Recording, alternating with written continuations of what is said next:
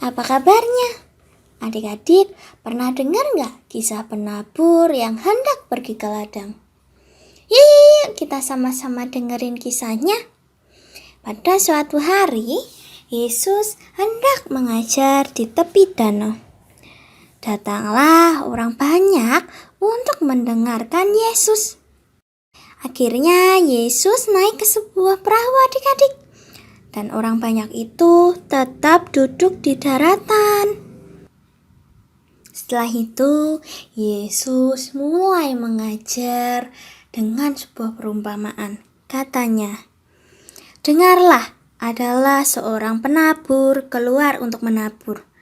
Pada waktu ia menabur, sebagian benih itu jatuh di pinggir jalan.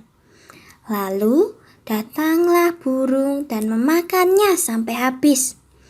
Sebagian jatuh di tanah yang berbatu, yang tidak banyak tanahnya.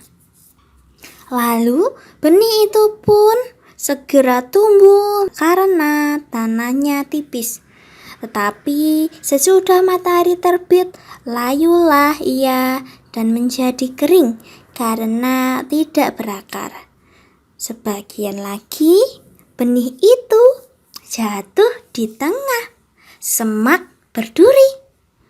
Lalu semakin besarlah semak itu dan menghimpit benih itu sampai mati, sehingga benih itu tidak berbuah lagi adik-adik. Dan sebagian lagi benih itu jatuh ke tanah yang baik adik-adik. Ia tumbuh dengan suburnya dan berbuah juga dengan baik. Dan hasilnya juga 30 kali lipat, ada yang 60 kali lipat, dan ada yang 100 kali lipat. Kata Yesus lagi, "Siapa yang mempunyai telinga untuk mendengar, hendaklah ia mendengar." Ketika Yesus sendirian, pengikut-pengikut Yesus dan ke-12 murid Yesus menanyakan itu kepada Yesus tentang perumpamaan seorang penabur ini. Lalu jawab Yesus kepada mereka, "Kepadamu telah diberikan rahasia kerajaan Allah. Tetapi kepada orang-orang luar, segala sesuatu disampaikan dalam perumpamaan, supaya sekalipun melihat mereka tidak menanggap, sekalipun mendengar mereka tidak mengerti, supaya mereka jangan berbalik dan mendapat ampun."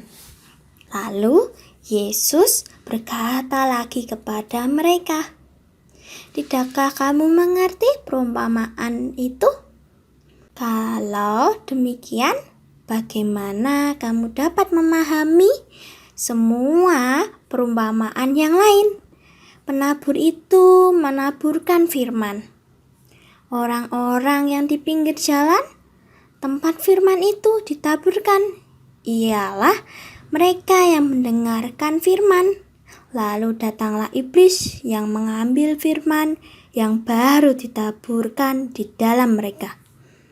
Demikian juga yang ditaburkan di tanah yang berbatu, ialah orang-orang yang mendengar firman itu dan segera menerimanya dengan gembira. Tetapi mereka tidak berakar dan bertahan sebentar saja. Apabila kemudian datang penindasan atau penganiayaan karena firman itu, mereka segera murtad. Dan yang lain ialah yang ditaburkan di tengah semak duri. Itulah yang mendengarkan firman Tuhan, lalu kekhawatiran dunia ini dan tipu daya kekayaan dan keinginan-keinginan akan hal yang lain masuklah menghimpit firman itu sehingga tidak berbuah. Dan akhirnya yang ditaburkan di tanah yang baik ialah orang yang mendengar dan menyambut firman itu lalu berbuah.